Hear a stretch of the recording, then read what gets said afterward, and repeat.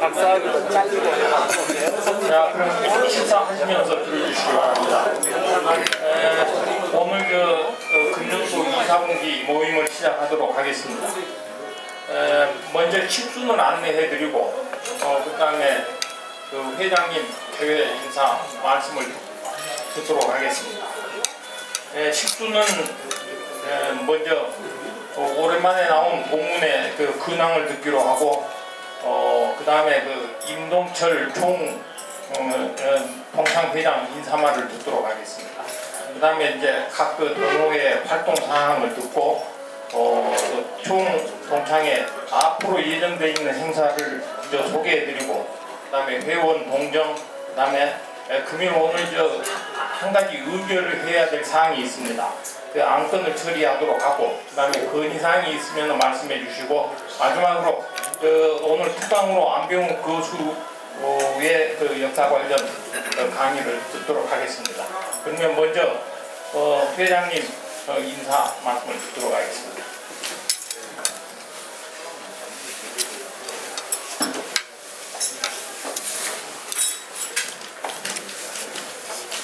반갑습니다.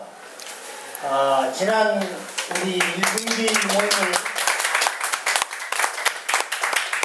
겨울에 끝자락에서 가졌는가 싶었는데 봄은 어디로 실종이 이렇게 되고 벌써 때이른 한 여름 무더위가 찾아온 것 같습니다. 그간 건강하셨는지요? 오늘 건강하신 모습으로 만나뵙게 되어 반갑습니다. 지난 2, 4분기에는 애사보다는 경사가 더 많았던 기간이고, 아울러서 회원 여러분들의 열화와 같은 성원으로 재경 총동창회의 기본 운영비 모금에 적극 참여해 주시어 더욱 감사드립니다.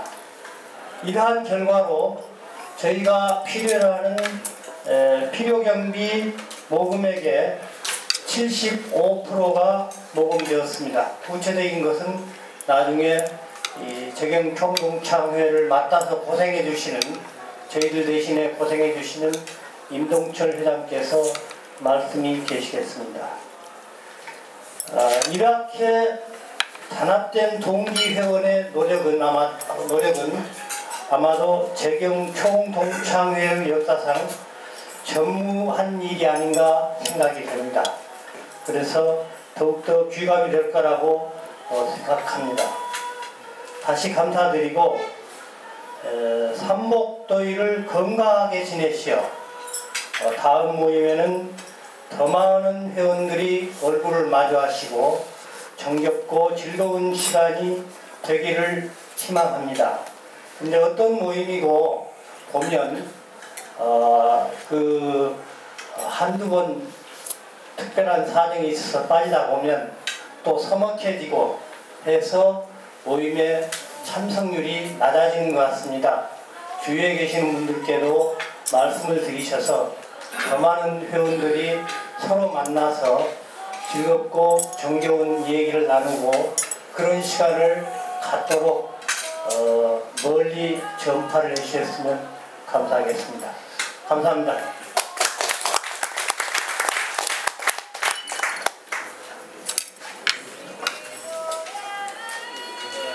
그러면 다음으로 여러 동문들이 적극 또 호응을 해주셔서 임동철 재경 총동창회 회장께서 감사의 말씀을 드릴 시간을 갖도록 하겠습니다.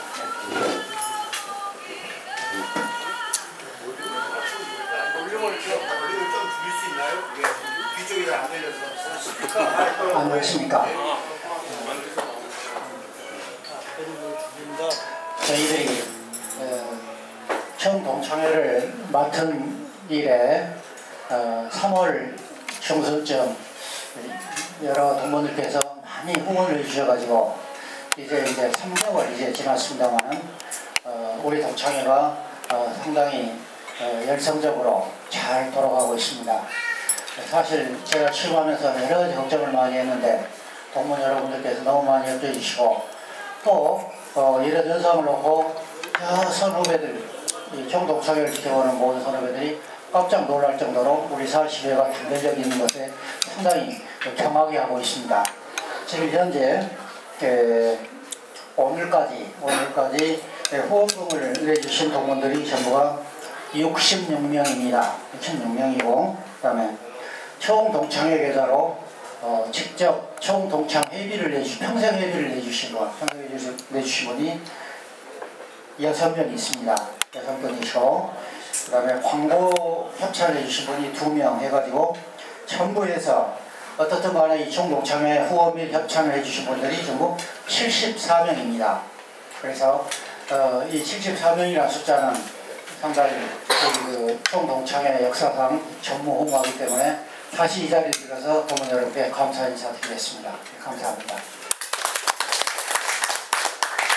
추가로 말씀드리자면 앞으로도 내주시겠다고 약속을 하신 분들이 있습니다. 약속한 분들이 또한 여러 분 계십니다. 그래서 이 후원의 통장은 크로스를 하지 않고 계속 후원금을 받도록 하겠습니다. 참고로 말씀드리자면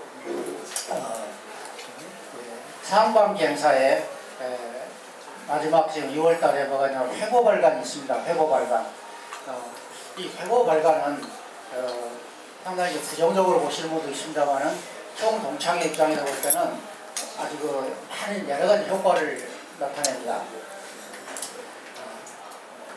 회고를 발간해서 저 위에 어른들이나 저 밑에 있는 후배들에게 회고를 참 우송을 해드립니다. 우송을 해드리면 그 3만원씩 회비가 우수수 들어옵니다. 한 300명이 내줍니다. 그런데 회고를 발간 않고 그걸 보내주지 않으면 이런 총동창회가 하는 일이 뭔가 해가지고 회비가 안 들어옵니다. 그래서 이 회고로 우선 회비를 제가 말씀드렸는데 그거보다는 회고로 인해서 선배와 저 후배가 서로 대화를 하고 소통을 하면서 연대감을 서로 묶어주는 이런 큰 촉매 역할을 하는데 아직 5월 말까지 발행해야 할 회고가 아직 발간이 안 되고 있습니다. 그래서 제가 6월달에 들어서 매일 제가 출근하고 있습니다. 출근해가지고 회고를 이달 말까지 꼭 발간하도록 최선을 다하고 있습니다. 여러 동문들께서 오다 가다 총동창회 한번 들려주세요. 그러면 우리가 시원한 냉면이라도 한번 대접할 테니까 한번 들려주셔서 우리 직원들 격려를 해주시면 대단히 고맙겠습니다. 그래서 6월 행사는 그걸로 끝나고 이제 7월달에 가면은 이제 또 하반 행사가 있는데 이 하반 행사는 우리 40회 우리 개파수 동문께서 설명을 해볼 것입니다. 대단히 감사합니다.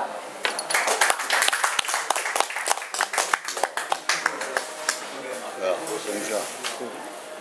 그 숫자를 떠가지고 뭘 대부분 뭐 열심히 절반만 따라 주시는 분들이 오늘 나오셔서 특별히 뭐 소개하실 분은 많지 않고 하재인 동문께서 여기 인사말 하시다가 이제 뭐 새로운 사업을 시작을 하셨는데 근황을 듣도록 하겠습니다.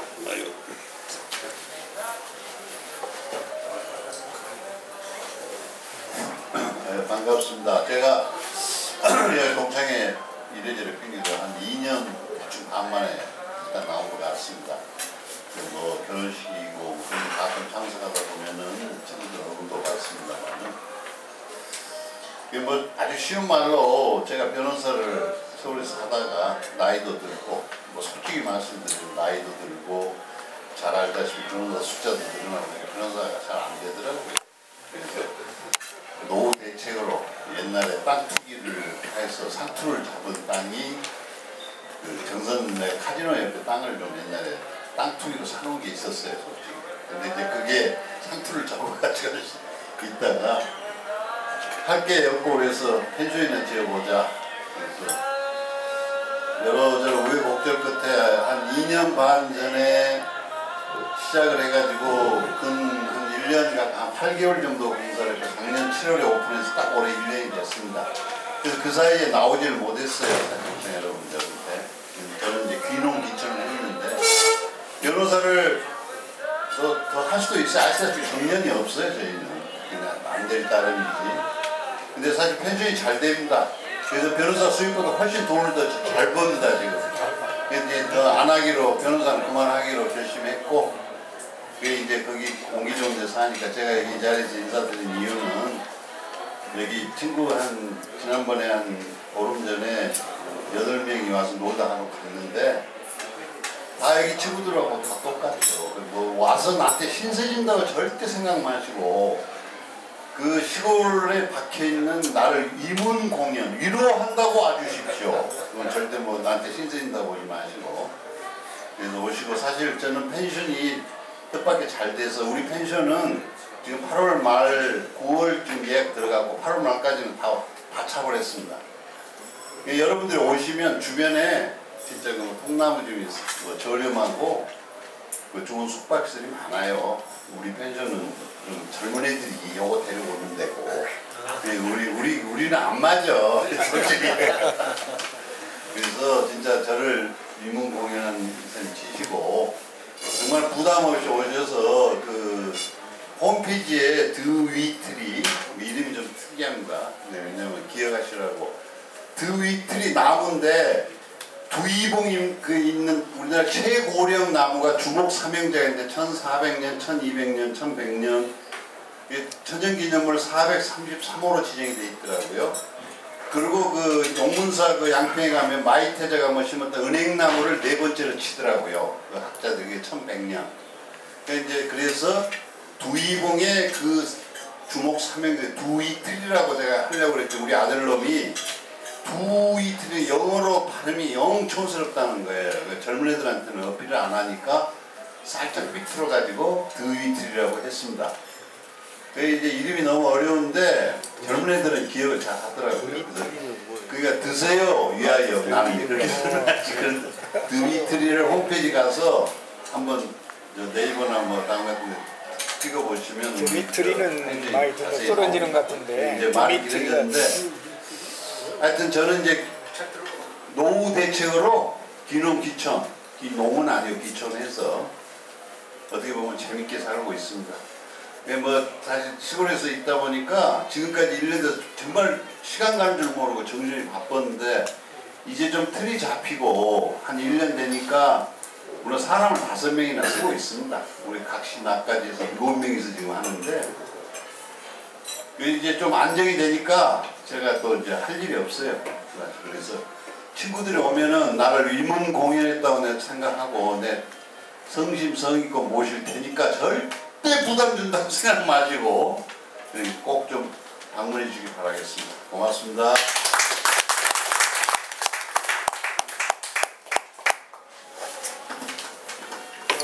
다음에는 홈페이지에 그대로 올라갈 겁니다. 말씀하신 게. 20년도에 수기 보고는 아니야. 앞으로는 그 수기 출납부 기록을 그 홈피에 게재를 하도록 하겠습니다. 이게 여기서 배포해봐야 그거 다 쓰레기통으로 들어가고, 그래서 언제든지 편하게 보실 수 있도록 그렇게 하는 게 좋을 것 같다는 생각이 들어서 또 그렇게 하겠습니다만, 그리고 또 될 수 있는 대로 예비는 현금을 지급을 하고 전부 다 가급적 인터넷으로 이체를 하려고 그럽니다. 근데 어쩔 수 없이 현금을 지급할 수 있는 것이 이제 몇 가지 예외가 있기는 합니다. 예를 들면 뭐 운영위원회 뭐 수비를 지불하는데 그거 이체할 수도 없고, 또 무슨 뭐 사례비를 지불한다고 할 때 그것도 안 되고, 그래서 예외가 한두 건 있습니다만은 나머지는 전부 다 직접 돈을 수취할 사람한테 인터넷으로 그렇게 하도록 할 예정입니다. 그리고 지금까지 그렇게 해왔는데, 또 어떤 사람들은 그 부자를 약간 헷갈리는 사람이 있어요. 우리 사이 동기회하고 총동창회 후원금 납부하는 계좌는 분명히 다릅니다. 우리 계좌에 넣게 되면 제가 다시 그것을 돌려서 이체를 해줘야 되기 때문에 이게 격리 나중에 결산할 때도 좀 복잡해지고, 그러니까 그걸 분명히 아시고 계좌를 꼭 구분해서 취급을 해주시고. 총액이 얼마예요? 지금 총액? 잔금. 지금 잔금은 지금 여기에는 이제 800만 원 정도로 나와 있습니다. 총액은 두 번째 페이지 보시면은 800만 원은 현금으로 가지고 있는 거고 정기예금으로 들어가 있는 것이 1번, 2번 되어 있는 겁니다. 정기예금을 합치면은 8,800만 원하고 원금이 1,700만 원에서 1억 550만 원 돼요. 그리고 현금 800 거기다 또 더해야 됩니다.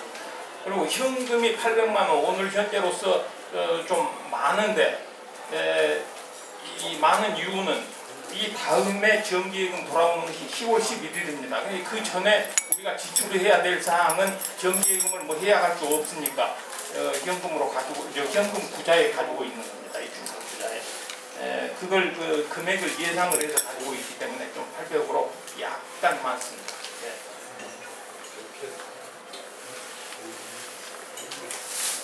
그리고 정리 이출금뿐만이 아니고 안내서는 뭐 작성이 조금 늦게 되는 점은 있습니다만 가급적 그것도 회의를 하기 전에 모임을 갖기 전에 함께 개최를 하려고 합니다. 뭐죠? 그다음에 아직 안 끝났네. 동호회 활동 사항을 각 회장분들이 소개를 해주시면 뭐 희망하는 동호회에 한해서 그렇게 하도록 하겠습니다. 응? 서로 많이 그 금년도에는 한매회도 있고 사회 한매회도 있으니까 어떻게 사회 한매회에서 발표.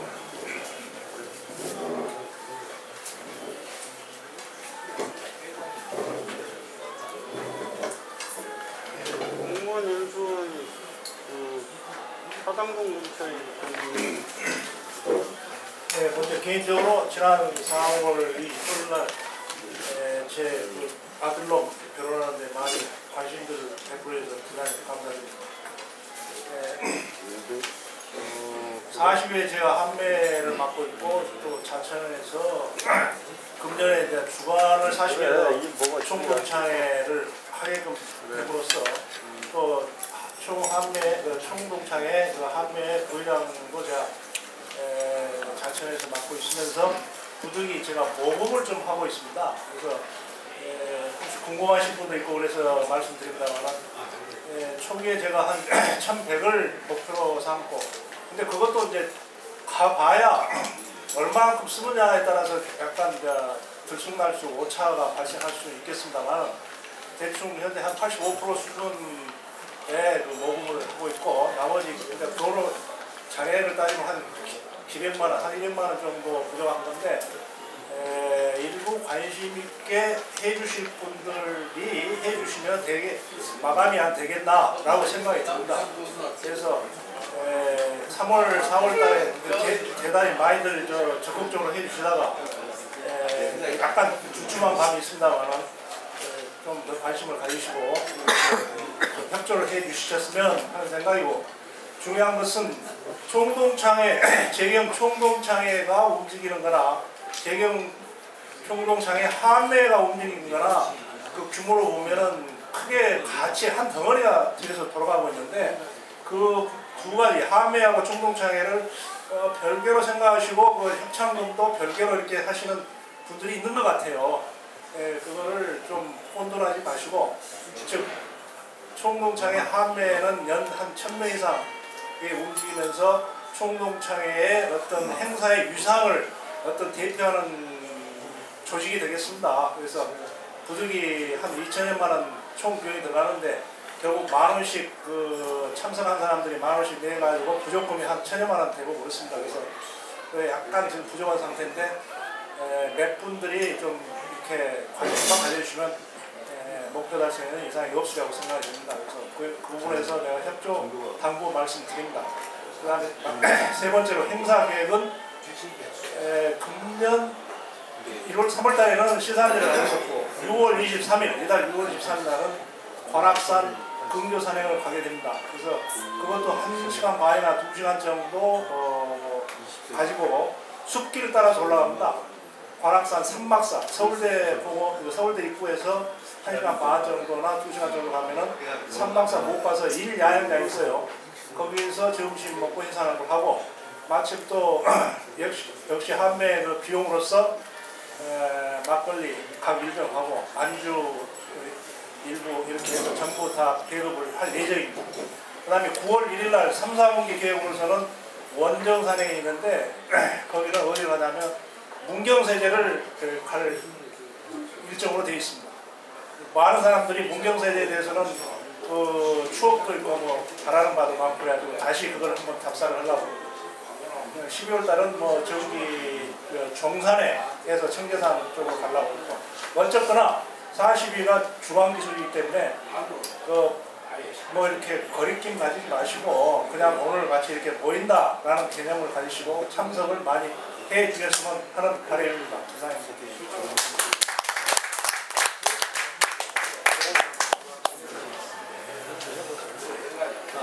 조금 있다가 사이 한매회 백종원 회장께서 경과 보고를 해드리겠습니다만은 네 번째 나와 있는 그 한매회 정기 산행의 그 두 번째 9월 1일은 그 문경 세제로 정정합니다. 여기는 이제 소경교산 그랬는데 이번에는 9월 1일은 원행을 하는 게 있다고 합니다. 그리고 한매회 정기 산행은 뭐 전에도 공지가 이미 되어 있습니다만은 저희들이 회비를 저희 사회 회에서 다 정액을 지불을 하고 있습니다. 그러니까 될 수 있는 대로 많이 참석하셔서 좀 권리를 누리시기 바랍니다. 지난번에도 뭐 걷기대회 때 21명밖에 참석을 안 하셨는데 40명까지 참석을 하시고 또 그 이상 참석해도 다 저희 회비에서 카바가 되기 때문에 될 수 있는 대로 많이 좀 저희 권리를 누리는 점도 있지만은 좀 많이 좀 참석을 해서 그런 행사를 좀 빛내주는 그런 기회가 되기를 또 바랍니다. 그래서 그 9월 23일, 9월 1일, 12월 1일 행사 전부 다 저희 동기에서 지불을 하기 때문에 많이 참석해 주시기 바라고. 그 다음에 이제 그것은 지금 한매회 정기 산행입니다. 정기 산행이고 또 별도로 재경 총동창회 행사로 10월 12일 걷기대회, 그다음 10월 23일 일본인 한마당 행사입니다만 이 내용은 제가 잘 모르겠습니다. 주관은 64회에서 하는데 자세한 내용은 앞으로 뭐 밝혀지겠습니다만 아직 가지고 있지 않습니다. 그리고 11월 1일 날 학생 독립운동 기념일, 이것이 지금 총동창회에서 여러 가지 행사가 있습니다만 우리하고 관계가 있는 것만 여기 이렇게 리스트를 했습니다. 12월 12일 걷기대회도 역시 마찬가지입니다. 저희들이 대비해서 지불을 하기 때문에 여기는 뭐 실제로 참석한 인원수로 계산을 해서 지불을 합니다만 많이 참석하시면 좋습니다. 그거 봐야 장소는 아직. 그래서 그러면 백종현 한매회장께서 그때 내가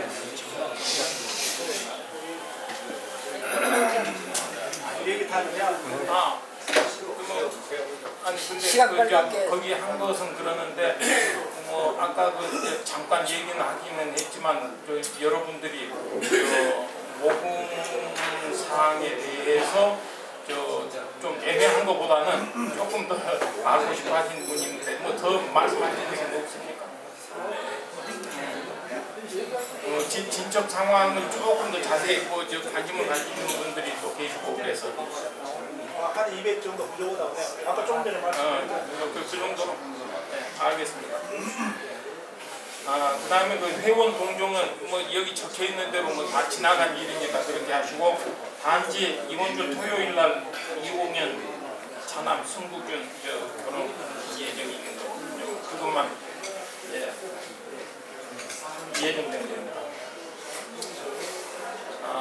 그리고 오늘 그 처리를 해야 될 안건이 하나 있는데 그동안에 좀 많은 논의는 되어 있었습니다만은 이게 확정이 안 돼서 회칙을 반드시 개정을 하고 지나가야 될 건지 그대로 놔둬야 될 건지 아직 미진합니다. 그래서 일단 이렇게 기한을 했습니다.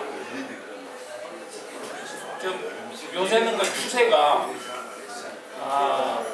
뭐 결혼식은 어차피 부모님 손님이 오는 것이 결혼식이고 또 저 예산은 되게 그 자식들 친구들이 또 이제 참여하는 거고 그러다 보니까 이게 본인 사망 시는 되게 보니까 이제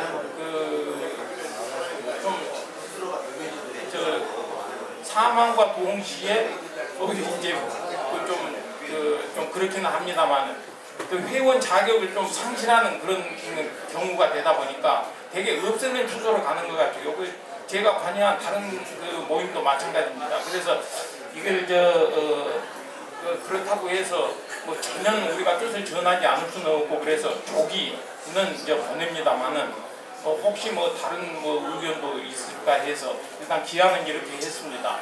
어떻게 생각하시는지 개정 내려주시면은 거기에 맞게 회칙을 아예 개정을 하고 지나가는 게 좋을 것 같습니다. 이것을 50만 원 이내에서 운영위원회에서 아니 저 회장단에서 정해서 한다고 돼 있다 보니까 이게 너무 재량이 들어가 가지고 조금 그런 것 같아요. 그래서 아예 확정을 해서 해놓으면은 뭐 저 규약대로 그대로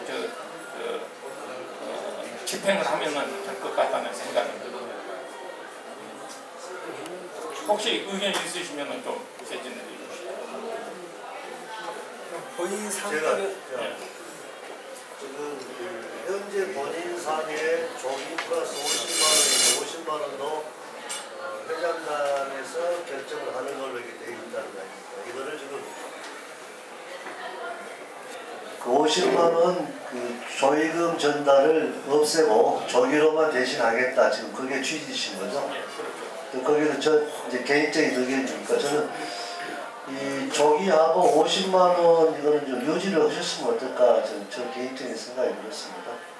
이제 상을 당한 가족들 입장에서 자기 아버지가 그래도 37 동문이었는데 뭐 개인적으로들 다들 뭐 조의금 그렇게 해서 표시를 하겠지만 그래도 동문 차원에서는 한 50만 원 정도는 50만 원은 뭐 그 이내에서 어떻게 임의들 하지 마시고 그냥 누구나 50만 원으로 딱 그 정액으로 해서 조기하고 저는 거기보다는 이게 약간의 다른 이야기 돌아가신 분 본인 상을 당했을 때 화환 대신에 그냥 우리 그 조화로 대신했으면 좋겠어요. 우리 그 조기로 그래서 50만 원으로 부의금은 전달을 하고 조화 10만 원을 저는 그건 좀 낭비 같은 생각이 들어서 어차피 우리 그 조기가 가고 그리고 이제 조화 대신 화환 대신에 그 바버지 같은 그 검정색으로 되어 있는 거 있지 않습니까? 조화 인조지만 그걸 영구적으로 쓸 수 있는 그거를 조기하고 같이 해서 제시를 해주고 50만 원은 그 동문의 명의로 좀 하는 게 유지하는 게 어떨까? 그래야 그 가족들한테 좀 위안도 좀 되고 그런 생각이 듭니다. 저 개인적인 생각이 듭니다. 예, 저도 한 말씀 드리겠습니다. 우리 김성수 대원과 같은 뜻인데요. 저희들이 그때 돈을 1억 얼마를 모을 때는 다 이런 계산하에서 모았던 것으로 알고 있습니다. 그래서 100명이면 약 5천만 원 들어갈 것 같은데 100명이면 된가요? 그런데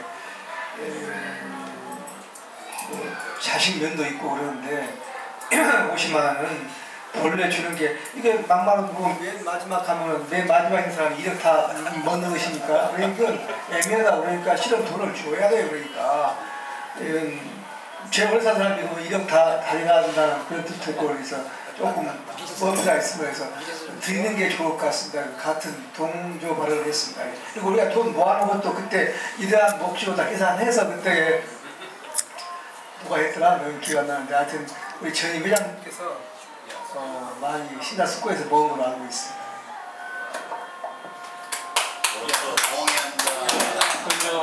남극성 회원께서 말씀해 주시죠. 사실상 본인 상에는 저 반대 의견 한번 드릴게요. 저는 이 안건을 보고 원래 이제 그 안건이 저는 이제 오늘 봤는데 올릴 때는 여러 가지 회장과 상에서 이건 50만 원을 주는 게 좋겠다. 근데 조기로 하자 그런 뜻으로 된 것 같고 제가 볼 때는 이제 근본적으로 보면 이 안건에 회장단 의견을 맞춰주는 게 좋겠다는 생각이 들고요. 제 저도 여러 가지 모임이 있는데 지금 맞습니다. 주문 좋은데 이게 한이 없더라고요. 그래서 저희들도 다른 모임도 돈은 없을 수 없어 각자 내니까 조기로만 하자 그렇게 많이 들어가고 있는데 지금 뭐 예산이 남으니까 그 돈으로 100명 죽어도 다 낼 수 있다고 하는 이야기는 되는데 지금 각자 개인기 돈 저 경조사비를 내면 사실은 별도로 조합만 줘도 되겠다는 생각이 들고 그 다음에 돈이 남으면 어떻게 하느냐 그 돈은 남으면은 정말로 어려운 사람이 생기거나 병원비를 좀 도와줄 사람들 생기거나 그런 일이 많이 생기는데 그런 쪽으로 썼으면 어떠나 생각이 들어서 저는 이 안건에 찬성합니다. 뭐 다른 뭐 제청하실 분이 나오고 뭐 다른 의견 말씀하실 겁니다. 신성기 의원. 네, 이거 원래 1년 전에 작년에 제가 좀 제안했던 내용입니다. 그래서 왜냐하면 부인하고 이제 남자 저희 회원들이 둘이 합쳐서 100만 원 안 되겠습니까? 100만 원에서 100명만 잡더라도 우리가 1억을 지불해야 된다. 즉 아까 총액이 1억 몇 천만 밖에 없는 거예요 현재. 자, 그걸 그대로 이자 계산하지 않고 단순 계산을 하더라도 1억이 본인하고 부인 돌아갔을 때 지불해야 될 돈입니다. 그럼 나머지 돈 쓸 게 없지 않냐. 그러니까 그런 논리에서 제가 1년 전에 좀 제안을 해가지고 지금까지 좀 끌어오다가 오늘 다시 한번 이제 우리 모임에서 이렇게 결정하자고 그러신 것 같은데 저도 결론적으로 이 안을 좀 통과했으면 하는 생각이 들고 정 이게 서로 의견이 충돌이 된다면 50을 30으로 줄이는 방안도 하나 있고 50을 30으로 그 다음에 두 번째 또 우리가 좀 생각해야 될 부분이 있는데 본인이 사망하면 회원 자격은 상실이 되는 거죠. 그죠? 회원 자격이 상실됨으로 인해서 이게 차관상입니다.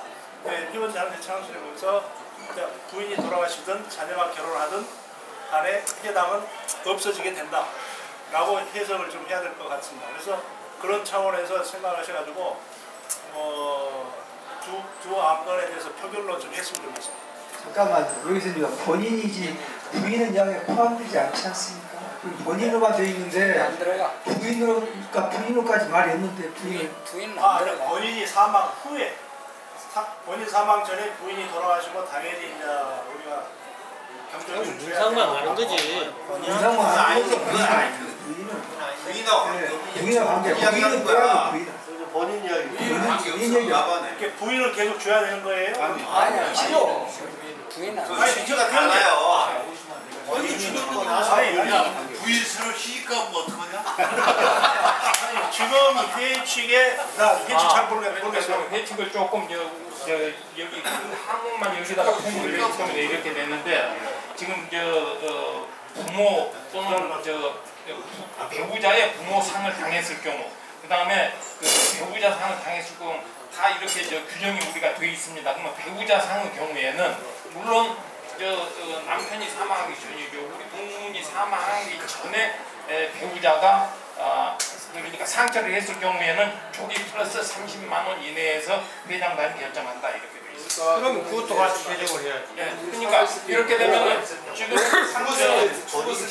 여기서는 포인트를 본인이 사망했을 경우만 하려고 했는데 만약에 아까처럼 그 의견 개진하신 대로 뭐 금액을 이내에서 하지 말고 정해서 하자 그러면은 회칙을 요 모든 항목을 다 손을 좀 봐야 됩니다. 그러니까, 저도 한 의견을 말씀드리겠습니다. 마이크. 됐어. 좀 목소리 키울게요. 오늘 사실은 그 작년에 제가 총무를 맡아서 1년간 지냈고 금년하고 해서 6번째 그 모임을 어떻게 보면 주간 비슷하게 지금 하고 있는데 오늘 모이신 회원님이 제일 숫자가 적습니다. 항상 48명, 50명이 항상 넘었었는데 오늘 겨우 40분 오셨어요. 그리고 중간에 일이 있으셔서 나가신 분도 상당히 되십니다. 이 자리에 계시는 분들이 지금 한 35명 정도밖에 안 되시는 것 같은데 이거를 좀 더 다음번 9월 정기회 때는 좀 더 나오실 걸로 알고 좀 더 생각을 하십시다. 유보를 하고 오늘 참석 인원이 제일 적으신데 이런 걸 결정했다고 하고 발표하는 것이 여기서 만장일치가 되더라도 또 의견이 없는, 서로 이견이 없는 게 아니고 이견이 있는데, 그래서 저는 오늘 이 안건을 좀 유골하고 9월 회의를 하려고 할 때 사전에 그 운영위원회에서 좀 더 협의를 해서 관련 조항을 같이 보기로 하고 해서 9월 회의로 미루는 것이 어떻게인가 하는 또 다른 의견을 개진합니다.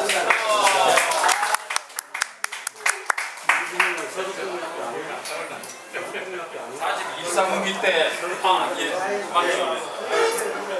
저희 지금 지금 말씀하신 경위라고 한 가지 제가 의견을 말씀드리자면은 다음번에 하기 앞서가는 조금 이게 좀 상황 설명을 조금 더해주겠다. 무슨 얘기냐면은 지금 우리가 연간 예산을 세울 때 수입액이 얼마, 지출액이 얼마, 향후 소요가 얼마, 제 확보한 금액이 8,800, 연간 이자가 얼마, 지금 뭔가 우리가 그냥 지원하니까 얼마가 소요되니까 이걸 따져보면은 우리가 50만 원씩 지금 있는 사람을 따져가지고 뭐 100명은 100명, 졸업생이 480명 갖다가 한 절반쯤 생각한다 그래도 그분이 구독이 되는지 안 되는지 아무리 의지가 앞서고 규정을 만들어놔도 할 수 있는 능력이 안 되는 게 안 되는 겁니다. 그래서 그 자료를 좀 주셔야 판단을 할 수 있겠어요. 딱 3개월 후에. 네. 그걸 좀 해주셔서 고맙겠습니다. 보충 하나만 드리면 제가 작년 1년 그 살림을 해보니까 지금까지는 작년에 1억 2,400 정도의 그 정기예금이 있었어요.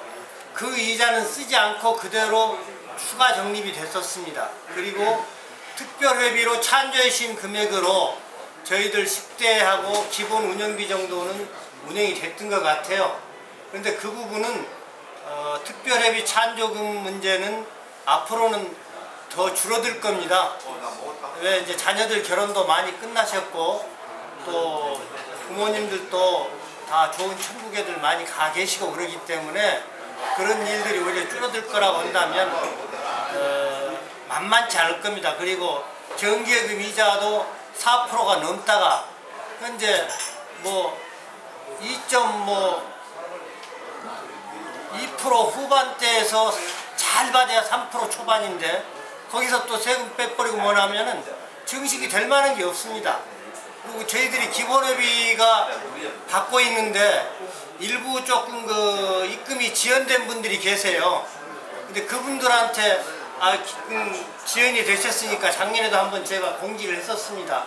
좀 형편이 되시는 대로 관심을 가지고 입금을 해주십시오 했는데 실제 10한 2, 3년도 연분 그러니까 13명 정도의 1인으로 따져서 13년분 130만 원 들어오고 말았어요. 이게 상당히 어렵습니다. 이제 그런 부분을 감안을 하셔야 될 겁니다. 네. 이상입니다. 지난 분기에도 사실은 예정을 했었는데 결국은 이번 분기에도 더 일이 넘어가는군요. 결정하기가 또 그만큼 어려운 또 예민한 상황입니다. 그래서 다음에 참고로 말씀드리면 제가 업무 인수인계 받아서 이렇게 뽑아보니까 우리가 서울에서 연락이 가는 사람이 198명입니다. 198명인데 작년도 마이크가 안 들려? 198명인데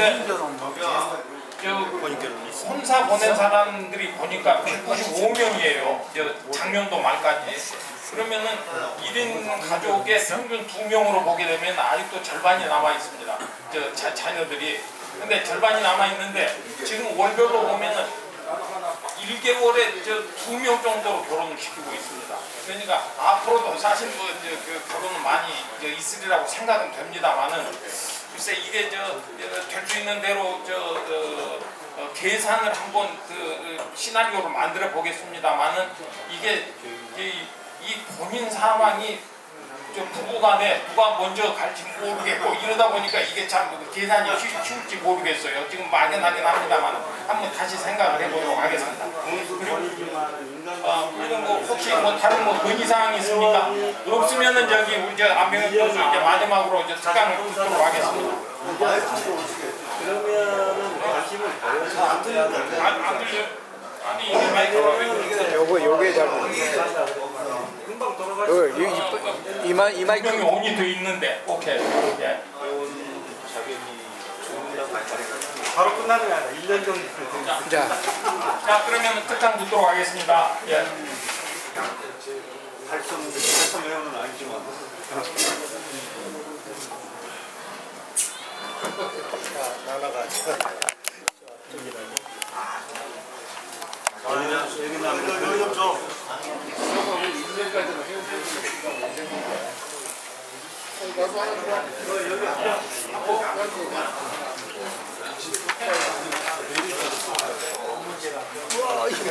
어려운 공부를 시키려고 보이지 않은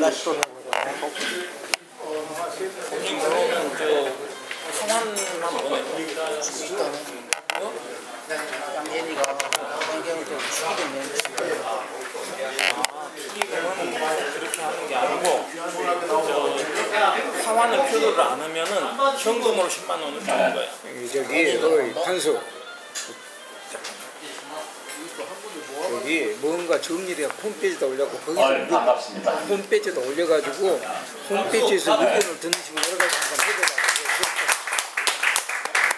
우리 김양진 회장님이 갑자기 나한테 전화를 하셔갖고 지난번 특강 때 못한 얘기 마저 해달라. 지난번 특강 때 내가 못한 얘기 없는데 무슨 얘기인가.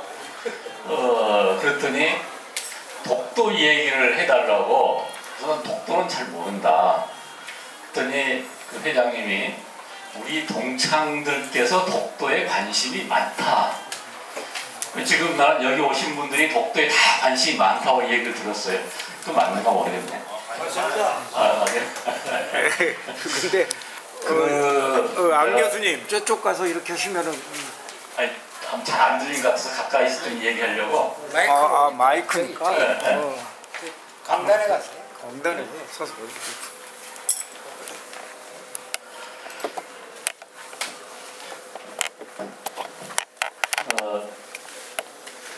내가 전공이 그 한국사 조선 후기, 최근에는 이제 해방 이후 역사를 전공하고 있어요. 그렇긴 하지만 지금 얘기하고 있는 독도는 내 전공이 전혀 아니어서 이 부탁을 받고 지난 일주일 동안 공부 엄청 했습니다. 덕분에 나도 독도 문제를 좀 알게 돼서 우선 우리 회장님한테 고맙다고 먼저 인사를 하겠습니다.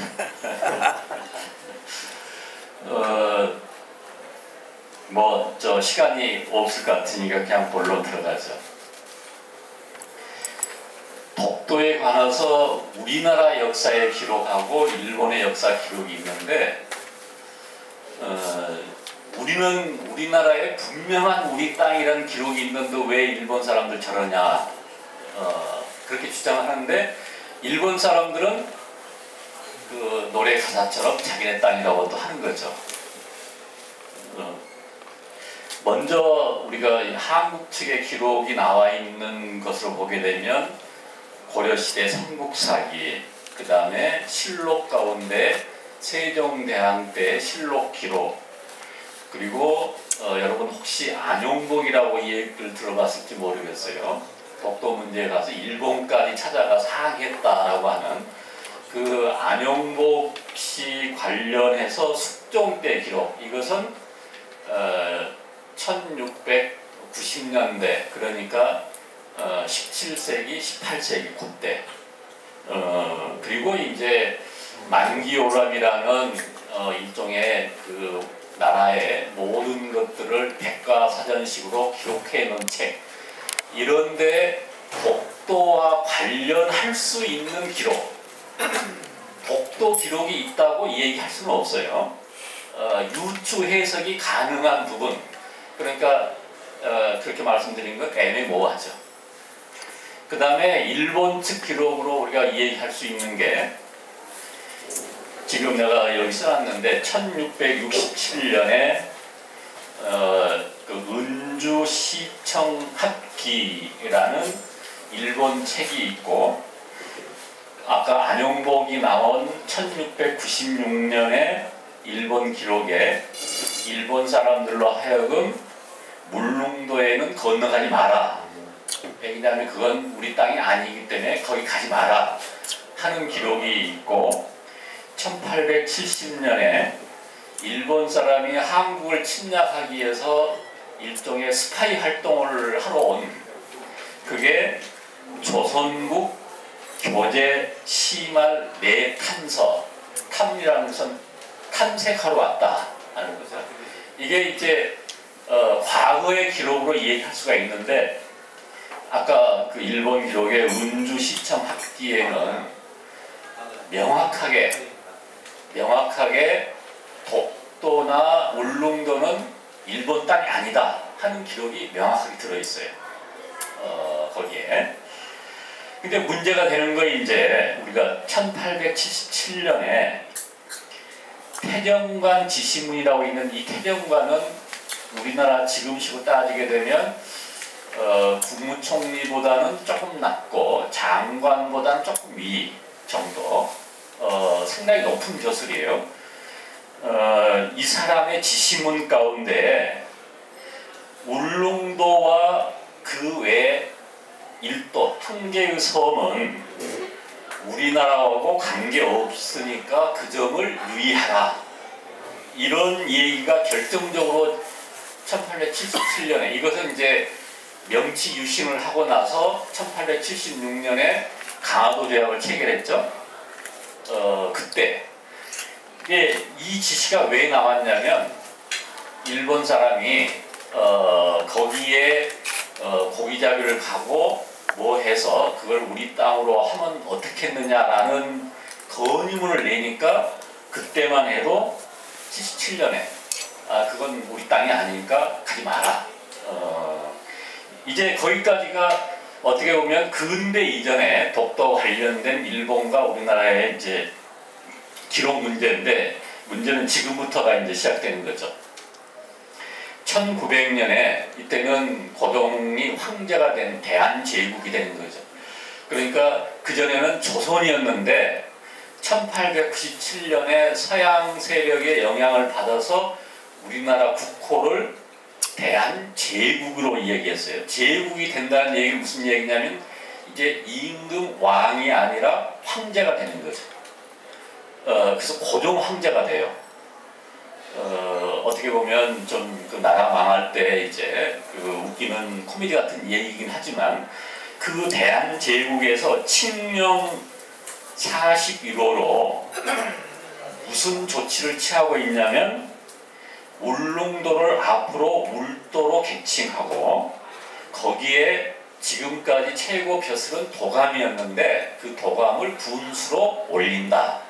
이게 이제 법령으로 나온 게 1900년이고, 그러면서 그 규정 속에 그 관할 구역은 울릉전도와 그 옆에 조그만 섬이 있어요. 죽도라고 있어요. 혹시 울릉도 가보셨으면 울릉도 앞바다에 가까이에 죽도란 섬이 있는데, 죽도와 석도를 관할할 것.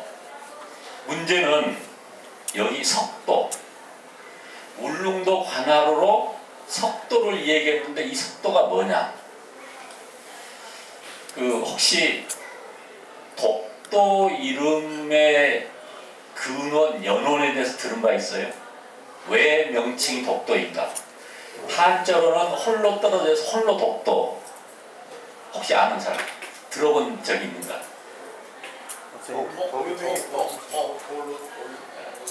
지금 생각을 한 거예요? 아니면 얘부터 알고 있었어요? 전라도 사람들이 그 울릉도 쪽으로 뭘 하러 갔잖아요. 배를 거기를 아주 정확하게 알고 있네. 전라도 말이에요. 독이란 말이 돌, 우리. 그리고 지금 말씀하신 것처럼 1880년까지는 울릉도에서 사람이 못 살게 했어요. 그 얘기는 지난번에 잠깐 했죠. 왜냐하면 울릉도에서 사람이 살게 되면 불량한 짓거리를 할 수가 있고, 그 다음에 치안에 문제가 있을 때 조선 정부가 보호해 줄 수가 없다. 그래서 울릉도에서 사람 못 살게 하고, 사람이 못 살게 했는데 나쁜 놈이 들어가 사는가 3년에 한 번씩 감시하러 갔어요. 울릉도를 비워놨어요. 공도 정책이에요. 그랬다가 사람을 살게 한 게 언제부터냐면 1882년이에요. 그러니까 아무리 못 살게 해도 사람들이 사는 거예요. 그냥 몰래. 근데 주로 누가 많이 살았냐면 그때 지금 얘기한 것처럼 주민의 60% 70%가 전라도 사람이었어요. 배 타고 가갖고. 그래서 전라도 사람들이 그 섬이 돌로 돼 있으니까 저건 돌섬. 돌섬. 그런데 그걸 한자로 바뀌면서 지금 이 얘기한 것처럼 옛날 일본 사람들이 다 우리 살고 있는 시골을 옛날 한글 이름이 있는데 전부 한자로 바꿨잖아요. 그때 이제 비슷한 한자로 막 지 멋대로 바꾸는데 돌섬 하니까 그것을 이제 돌이니까 석도. 그런데 이제 입에 익으니까 석도보다는 독도 나온 거죠.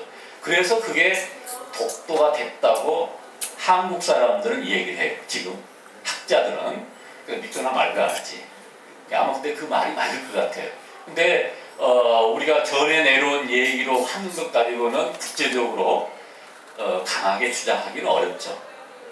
어쨌든 이 독도의 독이라는 말은 우리가 독 쓰는 돌멩이 거기에서 이제 독도가 됐고 한자로 쓰면서 홀로 독자를 집어넣어서 이게 전화가 된 거죠.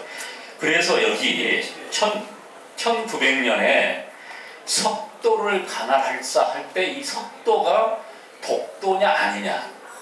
만약에 이 석도가 독도라는 게 분명하면 이걸로 독도의 영유권 문제는 끝. 더 이상 얘기할 수가 없는 거죠. 그런데 이 석도가 독도라고 주장하려고 그러면 그게 쉽지 않은 거죠.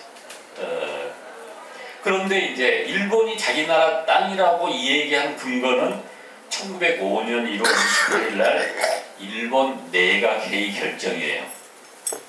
일본 내각회의가 이 무인도는 타국이 이를 점유했다고 인정할 어떤 흔적이 없다. 그 다음에 도군현, 일본말로 시마네현 소속 은기도사의 소관으로 하고 그렇게 가기에서 결정했음을 선포한다. 이게 이제 1905년 1월 달에 일본 내각의 결정이고 그것을 2월 달에 시마네현에서 고시를 한 거죠. 그리고 이름을 독도를 죽도로 한다. 그때 일본 사람들은 독도를 소음도라고 그랬어요. 소나무 송자. 그 다음 소나무 송자 소음도를 쓰기도 하고 그 이름이 좀 마땅치 않기 때문에 프랑스 사람이 발견했을 때 붙였던 이름 미앙쿠르드. 그러니까 국제적으로는 독도를 국제 언어로는 미앙쿠르트라고 해요. 그 서양 배가 와갖고 이제 맨 처음 발견한 사람이 이름을 붙여갖고 그래서 이제 그렇게 여러 가지로 부르던 것을 1905년에 죽도로 얘기해서 이른바 우리가 흔히 듣고 있는 다케시마 그렇게 얘기하는 거죠. 근데 그러고 나서 그 11월 달에 이른바 을사조약을 체결하고 우리나라의 국권의 절반을 뺏어간 거죠. 그러니까 대외적으로 외교권은 을사조약에서 일본이 행사하고 우리는 일종의 이제 그 대외적으로 자주적 국가가 아닌 셈이 되는 거죠. 근데 문제는 1월 달에 자기들이 결정을 해놓고 이것이 국제적으로 독도 점유권을 맨 먼저 얘기한 유효한 것이다 라고 얘기하면서도 사실은 조선한테는 숨겼어요. 을사조약 체결할 때까지. 그러니까 자기들끼리만 결정하고 국제적으로 선포했다고 해서 선포한 적이 없어요. 그리고는 이제 그 이듬해 1906년 4월 29일 날 울릉도에 갑자기 일본 사람들이 여러 명이 나타난 거죠. 그러니까 울릉도 군수가 보니까 일본 사람들이 와갖고 하는 얘기가 지금 이 옆에 있는 일종의 다케시마 죽도, 우리가 생각할 때는 이제 석도, 독도, 이것을 일본 땅으로 했기 때문에 그 땅을 조사차 왔다 하는 얘기를 울릉도 와갖고 슬쩍 흘린 거예요. 울릉 군수한테. 그러니까 울릉 군수 그 얘기를 들어보고, 아니 우리 섬을 일본 놈들이 와갖고 자기 땅으로 편입했다는 얘기를 하니까 너무나 놀라서 그걸 이제 한양으로 보고한 것이 바로 1906년 4월 각 관찰도안, 이게 관찰사가 올린 보고서, 거기 보게 되면 울릉군수 시민택 보고서에 봉군 소속 독도를 일본 관인 일행이 나타나서 독도가 이제 일본의 영토가 되었음을 확인하고 시찰차 왔다고 운운한다 하는 보고가 오니까 느닷없는 얘기가 되는 거죠. 그래서 이제 그때 강력하게 일본 측에 항의를 했는데, 이미 뭐 불사조약에 의해서 모든 것을 일본이 다 좌우하고 있기 때문에 사실상 큰 효과가 없었던 거죠. 여기까지가 이제 1945년 이전에 독도에 관련된 일본과 우리나라의 얘기고, 아까 얘기했다시피 1905년도에 그 일본 내각 결정, 이것이 가장 공식적인 첫 번째 결정이다 하는 걸 가지고 오늘날까지 독도를 일본 땅이라고 자기들이 주장한 근거가 되고, 조선은 그래 본 적이 없다 하는 거죠. 조선은 그 점유를 선언해 본 적이 없다. 근데 문제는 사람들이 살고 있으면 그 주민들 때문에 소속이 분명히 밝혀지죠. 지난번 혹시 내가 백두산 얘기할 때 들었으면 압록강 두만강에 400 몇십 개 섬이 있어요. 그 중에 사람이 살고 있는 유인도가 여러 개 있어요. 내가 숫자 잊어먹었는데 얼핏 한 20-30개가 돼요. 그 압록강 두만강을 중국하고 국경선을 획정하면서 어떻게 획정했냐면, 강물은 공유예요. 강물은. 그러니까 압록강과 두만강은 그건 중국 것이기도 하고 조선 것이기도 하고, 근데 그 속에 있는 섬, 이건 공유할 수가 없죠. 근데 그 섬에 사람들이 살고 있는 건 모조리 조선 땅이에요. 우리나라 땅이에요. 왜냐? 그 섬들에 살고 있는 사람이 전부 다 우리나라 사람이기 때문에. 그러나 무인도의 경우는, 사람이 살고 있지 않는 무인도의 경우는 서로 나뉜 것들이 많이 있어요.